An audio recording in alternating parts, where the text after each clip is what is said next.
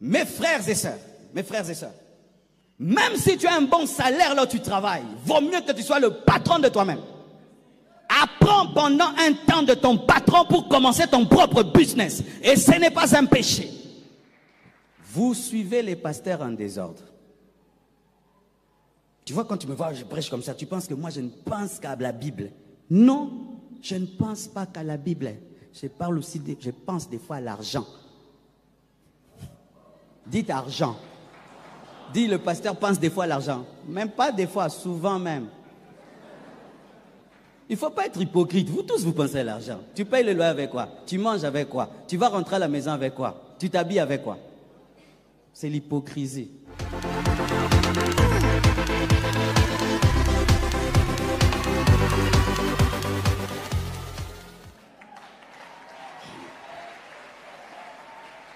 Écoutez ce que la Bible dit. L'Éternel ordonnera à la bénédiction d'être avec toi. Écoute maintenant, dans tes greniers et dans toutes tes entreprises. Avec toi où? Dans tes greniers et dans les entreprises. C'est-à-dire quoi? Quand Dieu te bénit, ça tombe où? Dans les greniers, dans l'entreprise. S'il n'y a rien, il n'y a rien. Mes frères et sœurs, Dieu est un PDG. Vous savez ça? Dieu est un PDG. Dieu est un homme d'affaires. Jésus-Christ a dit, il est temps que je m'occupe des affaires de mon Père. Quand Dieu te donne, il attend que tu lui rendes. C'est un principe des affaires. Quand Dieu investit dans ta vie, il attend un retour. C'est un principe des affaires. Dieu est un homme d'affaires. Tu penses que Dieu donne son argent à tout le monde? Dieu te donne 1 000 $ et tu es infidèle dans la dîme. Tu crois qu'il va ajouter? Pourquoi il n'ajoute pas? Parce que tu es infidèle dans les affaires. Dieu est un PDG. Parlons de l'unité. Ecclésiaste 4, verset 9, la Bible dit, 2 valent mieux qu'un, parce qu'ils retirent un bon salaire de leur travail. Verset 10, car s'il tombe, l'un relève son compagnon, mais malheur à celui qui est seul et qui tombe sans avoir un second pour le relever. Mes frères et sœurs, il ne faut pas seulement travailler, il faut travailler dans l'unité. Jésus-Christ, lorsqu'il a envoyé ses disciples, il les a envoyés 2 à 2. Et là, le sage, l'Ecclésiaste, qui fut l'homme le plus riche de ce temps-là, lorsqu'il parle du travail, il dit qu'il faut travailler à 2 pour avoir un meilleur salaire. Par exemple, tu veux aller dans une banque pour avoir un crédit. Tu as 5 000 $. La banque demande 10 000 $. Et pour que tu aies 5 000 $ de plus, il te faut encore 2 mois, 3 mois. Et le temps que tu recherches ces 5 000 $ de plus, tu rates des affaires et des clients. Mais si tu te connectes à quelqu'un d'autre qui a 8 000 $, vous allez vous mettre ensemble, vous lancez le business et vous partagez les bénéfices. Ton problème, le voici. C'est que lorsque tu penses aux affaires, tu ne penses jamais à un groupe. Tu penses à toi-même. En lingala, on dit quoi? Que Musapimoko Sogolara et Longité, n'est-ce pas? C'est ça, non? Lorsque tu veux laver ta main, tu n'utilises pas un doigt, tu utilises toute ta main. Il en est de même dans les affaires. Ne travaille pas seul. Surtout au début. On est fatigué des fois, tu veux commencer, tu arrêtes. Et quand même avec quelqu'un, même avec ta femme, tu sais, quand ta femme sait que tu as commencé un investissement, elle te suit derrière. Et elle te pousse, un ami, un frère, une sœur de l'église. Mais le problème, tu travailles seul. Alors qu'un homme peut t'ouvrir une porte. Un homme peut connaître quelqu'un qui connaît quelqu'un. Et cela va ouvrir ta porte. Je peux avoir l'argent, mais je n'ai pas l'idée. Toi, tu as l'idée, moi j'ai l'argent, on fusionne. Je peux avoir le matériel, mais toi, tu as les clients, on fusionne. Je peux avoir le lieu, et toi, tu as le matériel, on fusionne. Je peux avoir la stratégie et toi, tu as le capital. On fusionne. Tu pries tous les jours que Dieu te bénisse. Dieu t'a déjà béni, mais ta bénédiction est un humain. Mais tu ne vois pas. Tu penses que Dieu va te donner l'argent alors que Dieu va te donner un homme. Et dans cet homme, il y a l'argent. Certains hommes, ils ont quelque chose. Ils sont courageux. Toi, tu as l'idée, mais tu n'as pas le courage. Lui, quand il parle de quelque chose, même si ce n'est pas à lui, tu vas acheter. Il te faut cette personne-là. Je vends les livres. Pendant longtemps. Et quand même, Dieu vraiment me bénit avec les livres. Mais il y a une fille qui habite chez moi. Elle m'a amené une idée que je n'avais pas. Elle vend mes livres. Elle les livre à domicile. Elle lit le livre, elle commente le livre. Les gens disent, waouh, quel livre? Ils disent, c'est le livre du pasteur Marcelo, tu le veux? Je vais te l'envoyer dédicacé. Et les gens commandent les livres. Et je suis en train de dédicacer les livres à la maison. Et elle fournit le livre avec des motos. Mes frères, je l'ai engagée. Directement engagée. Pas besoin de CV. Pourquoi? Elle a un courage que je n'ai pas. Alléluia. Il y a quelqu'un qui va changer ta vie, mais il a 2 pieds, il a 2 mains. Mais toi, tu cherches que la bénédiction, l'argent tombe sur ta tête. L'argent ne viendra pas sur ta tête. L'argent viendra par la combinaison des potentiels, la combinaison des connexions et des relations, la combinaison des grâces et des talents. 2 valent mieux qu'un. Facebook, ça a commencé comment? 3 personnes, 4 personnes. Google, 3 personnes, 4 personnes. YouTube, 3 personnes, 4 personnes. Twitter, 3 personnes, 4 personnes. Toujours des groupes. Ton problème, tu es trop seul. C'est pourquoi tu échoues seul. Tu stagnes seul. Et quand même tu as une banqueroute, personne ne sait et personne ne peut t'aider. Mais lorsque vous travaillez à 2, il peut savoir que tu as chuté. Lui dit non, ok, au lieu de me payer mon salaire, mets ça encore dans l'entreprise, on va encore essayer. Et puis ça remonte, vous devenez grand. Ton problème, c'est que tu es seul. C'est pourquoi nous allons organiser Compassion Business Connection pour que tu ne sois plus seul. Regardez. Toi, tu vends la farine. Moi, je fais le pain. On se connecte. Lorsque je veux chercher la farine, je ne cherche plus partout, je cherche chez toi. Et toi aussi, quand tu veux manger le pain, tu achètes mon pain. Toi, tu es dans l'événementiel. Moi, je suis dans la décoration. On se connecte. Quand tu fais un événement, c'est moi qui décore. Toi, tu vends les pièces de réchange. Moi, je vends les voitures. Quand j'ai des problèmes de pièces de réchange, on se connecte. Mais comment on saura qui fait quoi? À l'église, on sait que si on veut danser, tel frère va le chanter. On veut chanter tel frère. Nous connaissons les ministères des gens, les appels des gens, mais on ne sait pas qui fait quoi. Ton voisin, tu sais ce qu'il fait? Nous ne savons pas, mais nous savons qui va prêcher, qui sait prêcher. Dans les églises, nous avons le répertoire des ministères, mais pas le répertoire des affaires. C'est pourquoi l'argent quitte l'église et va chez les païens parce qu'on ne sait pas qui fait quoi. Comment je vais travailler avec toi? Je ne te connais pas. Je sais que tu t'appelles frère ceci, mais je ne sais pas que tu es coiffeur. Je ne sais pas que tu es menuisier. Je ne sais pas que tu es maçon. Je ne sais pas que tu es imprimeur. Il est temps qu'on puisse connaître ce que tu fais pour qu'on puisse se connecter et que l'argent puisse tourner dans l'église et puisse déclencher des emplois. Donne-moi l'amen. Donne-moi l'amen. Et vous voyez aux États-Unis, par exemple, lorsque les gens se rencontrent, voici comment ils se présentent. Moi, c'est Marcelo, je fais ceci. C'est comme ça qu'on dit. Comment tu t'appelles? Tu fais quoi dans la vie? Mais au Congo, c'est comment tu t'appelles? Oyoki Mikolo Nenge Yindi na Internet. L'heure est arrivée de te présenter avec ta carte de visite. L'heure est arrivée de te présenter avec ta carte de visite. Parce qu'une fois qu'un homme a fini de connaître ton nom, il veut connaître ton travail. Et c'est par ton travail qu'il te bénira, par ton travail. Ton nom ne bénit pas, c'est ton travail. Oh, alléluia. Frère, comment tu vas? Tu t'appelles? Moi, je m'appelle John. Point barre. Mais si tu dis, je m'appelle John, mais je vends les voitures. Peut-être ça coïncide, je vais acheter une voiture, je vais acheter chez toi. Mais si tu ne donnes que ton nom, tu ne donnes pas ton affaire. Je connaîtrai que ton nom, j'aurai ton numéro, mais je n'aurai pas ton affaire et tu vas rater l'argent.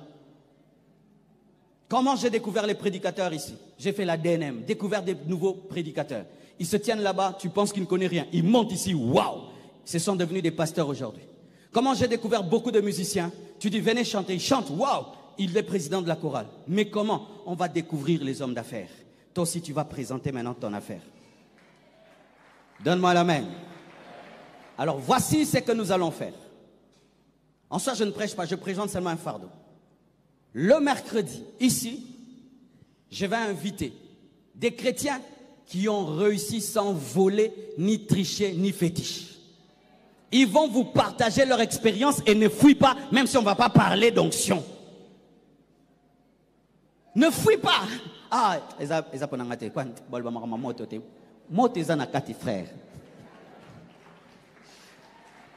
Ils vont s'asseoir là et moi je veux faire le journaliste. Parce que je suis une casquette journalistique. Je vais leur poser des questions. Comment tu as commencé? Et parmi eux, il y a une femme. Elle a commencé avec l'Écodim. Aujourd'hui, elle a 5 écoles avec 2000 élèves chrétiennes. Vous connaissez cette école-là? Vous la connaissez? Vous la voyez partout là, à Kinshasa. Elle va venir vous expliquer comment elle a aujourd'hui une école de 2000 personnes. D'autres des jeunes, millionnaires, il a ton âge. Mais les choses qu'il compte, tu les compteras. Et c'est bien que tu vois quelqu'un de ton âge, mais qui dit des choses, ça te fait... Tu vas chercher Dieu. Après, tu vas sortir à 3 heures du matin. On va te surprendre à 2 heures du matin. Tu es en train d'écrire. Tu écris quoi? Méchant la vie. Vous savez, moi, ma vie a changé comment? Je pensais que j'allais bien. J'entends seulement la radio. Un jeune Libyen, quand la Libye était la Libye. Vraiment aussi, pourquoi vous avez attaqué la Libye? Vous voyez les choses que vous avez fait, hein? On n'enlève pas les gens pour les enlever. On ferme la parenthèse. Il se plaignait de quoi? Je n'ai pas un parking pour ma voiture parce que moi, ma femme et mon enfant. Il avait mon âge. Je crois que j'avais 24 ans ou 22 ans. J'habitais encore chez mes parents. J'entends un jeune de mon âge. Il a femme, enfant, voiture, mais il a un problème de parking. Pendant que lui, il a un problème de parking, moi, j'ai un problème de lait, de pain. Je dis, Shadakaka. Je dis, quel âge? Mon âge. Il a quoi? Il est marié. J'ai dit, on a changé. J'ai quitté la maison de mon père. Je suis allé habiter chez moi en buvant que du thé et du pain. Mais c'était chez moi jusqu'aujourd'hui. Ma vie a changé. Viens écouter un Congolais comme toi, chrétien comme toi, mais qui ne fait pas comme toi et qui fait plus que toi.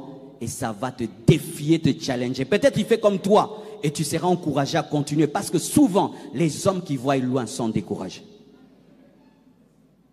Et quand ils vont finir, il y a un banquier qui est homme d'affaires, c'est parmi les plus élevés, à Ekiti, qui est pasteur chrétien et parmi les grands coachs de l'entrepreneuriat aujourd'hui dans notre pays, qui va nous parler du chrétien et de l'entreprise. Est-ce que c'est possible? Un spécialiste va te parler. Je veux commencer à vous amener des spécialistes qui vont te donner le cours. Comment trouver le travail?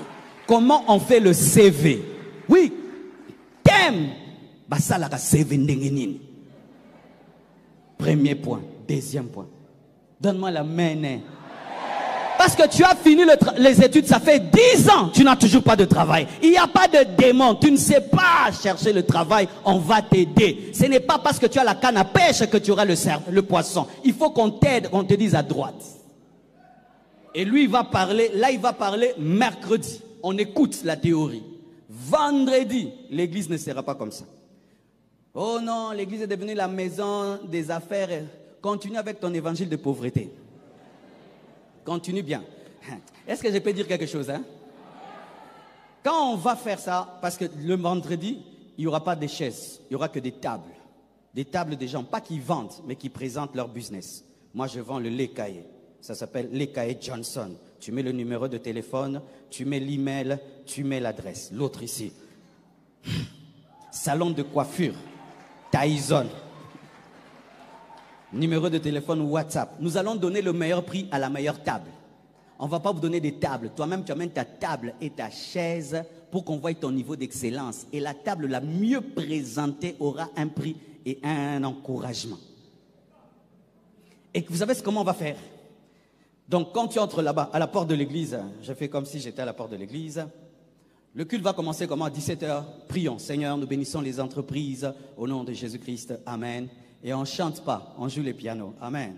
Boyo bandobi nakakawate. Tobini mingi. Congolais tobini trop. Toboli na mabele. Tobini trop mboke zobonga. Te. Congolais, on a trop dansé. Le pays ne s'arrange pas. On a même trouvé le sol. Le pays ne s'arrange pas. Vendredi, on ne danse pas. On ne danse pas. Maintenant, tu vois à la porte là. Quand tu entres à la porte, maintenant ici des tables. Imaginez, ça sont des tables. Tu entres, tu regardes. Tu regardes, maintenant tu prends ton téléphone. Et il y a aussi des cartes de visite. Mais si les cartes de visite sont finies, parce que j'imagine qu'on sera très nombreux, tu prends des photos. Des numéros de téléphone et des entreprises. Tu prends des photos. Ce qui t'intéresse, pas tout. Hein. Oui, il faut mettre ça à niveau. Alors tu tournes parce que l'étape ce sera comme ça. Tu tournes. Ah, tu n'as jamais été dans un culte pareil, frère. Tu tournes. Tout. Tu dois tout finir. On ne rentre pas en arrière parce que tu vas créer l'embouteillage. Tu dois continuer jusqu'au bout. Oui, on ne rentre pas en arrière. Quand tu arrives au fond là-bas, tu laisses une offrande. Cette offrande, on va donner à une entreprise. Parmi ces entreprises pour l'encourager. Ce sera un capital ou quelqu'un d'autre qui travaille déjà, on t'ajoute. On dit non, frère, continue. Mais n'oublie pas de donner ta dîme, ton offrande et de soutenir la construction. Ah oui, hein, frère, photo sur la bien déjà. Et tu pars. C'est tout. C'est ton culte est fini. Tu peux t'arrêter, tu causes, ou quand tu sors là-bas, maintenant vous causez. Mais qu'est-ce qui va se passer? C'est que aujourd'hui, après le culte, tous ceux qui veulent exposer leur entreprise, vous n'allez pas partir. On doit vous répertorier. On ne va pas prendre du temps. Vous donnez seulement vos numéros WhatsApp. Et j'espère que tu as un WhatsApp, hein, et un WhatsApp business. Parce que si tu n'as pas de WhatsApp, vraiment, il faut qu'on t'impose les pieds. Ah oui, 21e siècle, tu n'as pas ça. Alors, après le culte, on va prendre vos numéros de WhatsApp. Et directement, on va faire un groupe. On a déjà commencé ça au premier culte. On va faire un groupe WhatsApp et c'est là qu'on va vous donner toutes les coordonnées. La table aura quelle taille, quel genre de chaise. Si tu peux aussi amener un roll-up. Tu connais un roll-up? Si tu ne connais pas aussi, c'est ton problème. Comment tu ne connais pas les roll-up au XXIe siècle? J'espère aussi que tu as un site internet. Tu n'as pas de site internet. Donc tu n'existes qu'au Congo. Tu n'as pas la vision qu'un Chinois aujourd'hui commande ce que tu fais. Donc on va t'aider. C'est là-bas maintenant que le président, parce que j'ai mis un président des hommes d'affaires de la compassion. Amen. C'est un jeune homme qui travaille, qui bosse, qui est très intelligent, très innovant. Il a vécu en Europe, maintenant il vit ici. Alors il a l'intelligence de l'Afrique et de l'Europe. C'est très important. Alléluia. Alors lui maintenant va vous dire maintenant comment on va faire. Et le vendredi lorsqu'on vient, tu regardes. Après, on va faire une réunion avec tous ces entrepreneurs-là et on va vous connecter. Celui qui vend la farine, on va le connecter avec celui qui vend le pain. Celui qui vend le pain avec celui qui a une boulangerie. Celui qui a une boulangerie avec celui qui fait des fêtes. Tout ça, ça va faire comme les Juifs font. Vous savez, les Juifs ont ce principe. Avant que l'argent quitte le circuit des Juifs, il doit passer entre les mains de 12 Juifs. 12 Juifs, ensuite il peut sortir. Mais nous souvent, tu as, et puis ça sort. Pourquoi? Tu ne connais pas ce que l'autre fait. Et des fois, la personne est près de toi. Il y a une jeune fille qui est chez moi. On causait tout le temps. Et puis je lui dis, tu fais quoi dans la vie? Elle dit, non, pasteur, je tresse et je maquille. Oh, j'ai dit, mais essaye alors. Elle a commencé à tresser les enfants et tout. Elle tresse très, très bien. Tu vois, des fois, nous n'avons pas des conversations profondes. On parle de tout, des gens, mais sans parler de notre travail. Ce qui fait que lorsque j'ai besoin de ton potentiel, je ne sais même pas ce que tu fais dans la vie. Dis-moi équilibre. Ce n'est pas parce que tu es chrétien que je suis obligé d'acheter chez toi. Ah, comment? Parce qu'il y a aussi des escrocs. Il y a aussi des voleurs. Il y a aussi des négligents. Combien de fois on engage des chrétiens, on les chasse? Tu lui dis à 8 h, il vient à 9 h. Toujours avec une explication. Il avait trop prié et les combats spirituels étaient trop forts. D'ailleurs, patron, j'ai même prié pour toi dedans. Et vous allez au travail en retard au nom de j'ai prié, j'ai jeûné. Une fois que ton frère est ton patron ou bien ton collaborateur, tu amènes les choses de l'église dedans. Pasteur, comprends-moi, toi tu es mon pasteur. Ici, ce n'est pas pasteur, on fait les affaires. Alors vous, c'est souvent lorsqu'on est des bons frères à l'église que tu ne me payes pas. Ou tu me sers mal, on s'est entendu 10 produits, tu me livres 5 produits parce que nous sommes chrétiens. Alors si déjà tu sais que tu es un escroc, vendredi ne viens pas. Amen, hein? Parce que nous allons parler de toi dans le groupe, dire que tu es un escroc. Et ton escroquerie sera connue. Parce que souvent les escrocs, c'est quand ils veulent profiter maintenant. D'autres même vont créer l'entreprise maintenant seulement pour présenter vendredi. Ça, c'est déjà l'escroquerie. Aussi, nous ne parlons pas des salariés. Si tu travailles chez quelqu'un, ce n'est pas de toi dont je parle. Je parle des entrepreneurs, c'est-à-dire des PDG. Même si tu es PDG de tes beignets, tu es PDG de l'eau, tu es PDG du pain. Mais pas quelqu'un qui travaille chez quelqu'un. C'est ton patron qui doit venir présenter son entreprise. Toi, tu ne vas pas venir présenter l'entreprise de ton patron.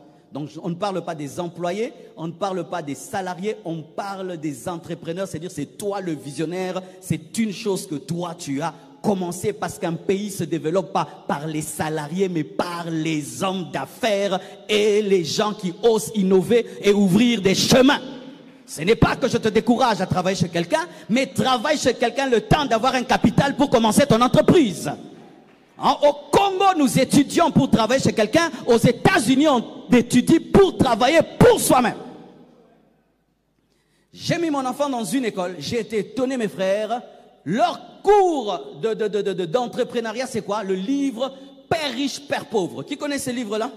Tu vois ce livre-là, c'est parmi les meilleurs livres, n'est-ce pas? Sur le développement personnel. C'est un livre qui est un cours dans une école. Alors qu'il y a des gens qui ont fini dans nos universités qui n'ont jamais lu ce cours-là, on donne ce livre-là à un enfant de 15 ans, de 16 ans. Mes frères et sœurs, même si tu as un bon salaire là où tu travailles, vaut mieux que tu sois le patron de toi-même. Apprends pendant un temps de ton patron pour commencer ton propre business. Et ce n'est pas un péché. Mais si tu veux une vie calme, ok, tu n'aimes pas le risque, reste auprès de ton patron. Mais si tu as des grands rêves, démissionne un jour. Et prends ton argent. Et commence quelque chose de petit. Mais dans 20 ans, 30 ans, tu deviens grand. Et dans ce pays, mes frères, le terrain est tellement vierge, tellement d'entreprises qu'il n'y a pas. Je vais te donner qui veut avoir l'argent. Voici une idée que je te donne. Je viens de découvrir cette entreprise pendant Équilibre. J'ai eu mal. J'ai cherché un groupe électrogène.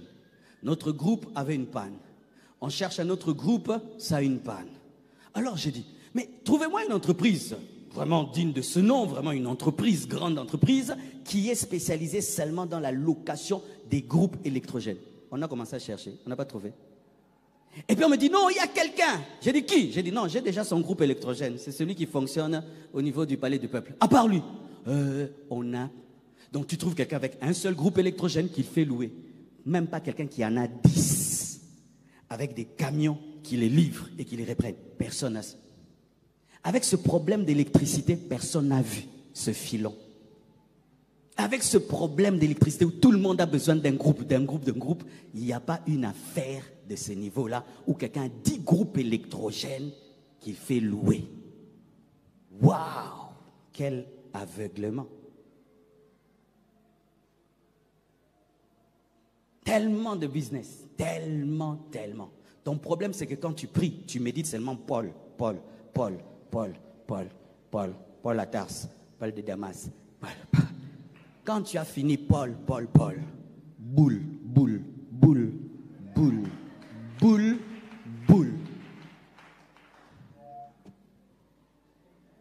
Je ne te prêche pas des choses que je ne fais pas. Hein. Si aujourd'hui on me dit de ne plus être prédicateur, je ne mourrai pas de faim. Si on ferme la compassion, mes enfants ne mourront pas de faim, ni ma femme. Mes enfants vont étudier, ils vont. Pourquoi? Boule, Paul, boule, Paul, boule. Équilibre. Vous suivez les pasteurs en désordre. Tu vois, quand tu me vois, je prêche comme ça, tu penses que moi je ne pense qu'à la Bible. Non, je ne pense pas qu'à la Bible. Je pense des fois à l'argent. Dites argent. Dis, le pasteur pense des fois à l'argent. Même pas des fois, souvent même. Il ne faut pas être hypocrite. Vous tous, vous pensez à l'argent. Tu payes le loyer avec quoi? Tu manges avec quoi? Tu vas rentrer à la maison avec quoi?